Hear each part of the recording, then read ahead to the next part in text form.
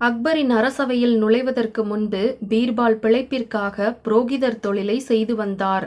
டெல்லிக்கு வந்த நேரம் அது.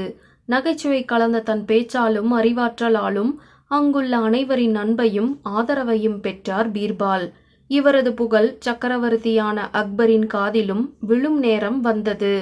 ஒரு நாள் அக்பரது பணியாள் மன்னருக்கு தாம்பூலம் கொடுக்கும்போது வெற்றிலையில் சுண்ணாம்பை அதிகம் சேர்த்து விட்டார்.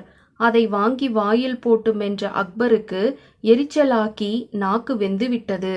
இதனால் கோபமடைந்த அக்பர் அந்த பணியாளுக்கு ஒரு விசித்திரமான தண்டனையை கொடுத்தார். அதை கேட்ட பணியாளுக்கு தலையே சுற்றிவிட்டது.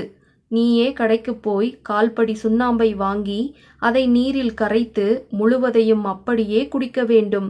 இது என் கண்முன்னே நடக்க வேண்டும் என்பதே அக்பரின் தண்டனையாகும். மன்னரின் உத்தரவை மறுக்க வழியின்றி கலங்கிய மனதுடன் சோர்ந்து போய் கடை தெருவிற்கு சென்றார் பணியாள். அங்கு சுண்ணாம்பு கடையில் கால்படி சுண்ணாம்பை வாங்கி கொண்டிருந்தார்.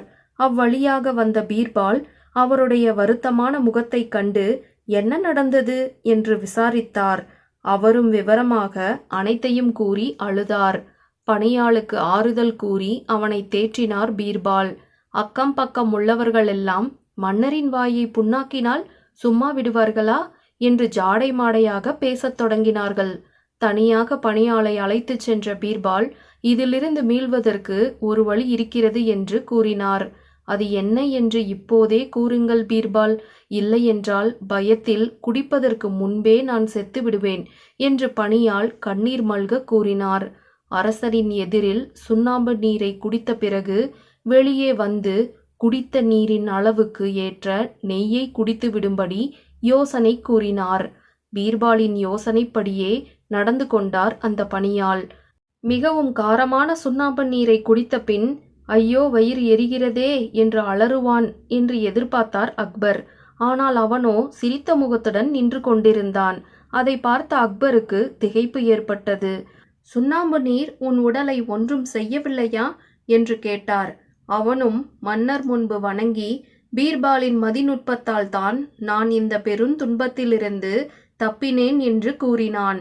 அந்த பணியாளை அனுப்பி பீர்பாலை அழைத்து வரச் சொன்னார் அக்பர்.